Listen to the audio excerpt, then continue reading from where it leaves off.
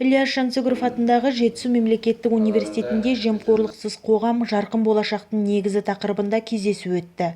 Шараны білім ордамыз Жетісу адалдық алаңы жобалық кеңсесі мен Қазақстан Республикасы сыбайлас жемқорлыққа қарсы іс-қимыл агенттігінің Алматы облысы бойынша департаментімен бірлесіп ұйымдастырып отыр.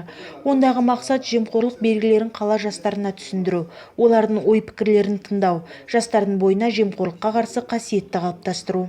Жиынға Алматы облысы әкімінің орынбасары Батыржан Байжұманов, сыбайлас жемқорлыққа қарсы іс-қимыл ұлттық бюросының Алматы облысы бойынша департаментінің басшысы Данияр Тұрғанбаев және Жетісу адалдық алаңы жобалық кеңсесінің басшысы Аманжол Жазықбаев қатысты. Сыбайлас жемқорлыққа қарсы барлық бастамалар жайлы толыққанды ақпарат беріліп, жұмыс жағдайы да айтылды. Ал өз кезегінде білімгерлер жемқорлықты болдырмау, жастарды адалдыққа тәрбиелеу бағытында өздері қолға алған жобаларымен таныстырды. Қоғам дертімен тиімді күрес жүргізудің бір жолы осындай жиындарды жиі өткізіп, жемқорлық туралы мейлінше мол ақпарат тарату дейді қатысушылар. Проект «Акселератор добра» он направлен на развитие добропорядочности среди студенческой молодежи. И не просто среди студенческой молодежи, вообще среди молодежи в целом.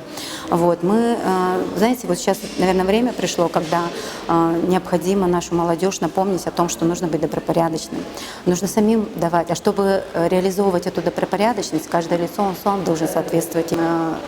На сегодняшний день, вы знаете, очень важно, чтобы наша молодежь, она участвовала, наверное, вот в таких вот проектах. Почему? Потому что это будет развивать их потенциал участия в работе в команде. Вот. Наша молодежь, она будет помогать развивать добропорядочность среди всего населения, нетерпимость к коррупционным конкретно каким-то правонарушениям. Самала Шырбекова, Ділмұрат Қизатұлы, оқу телестудиясы.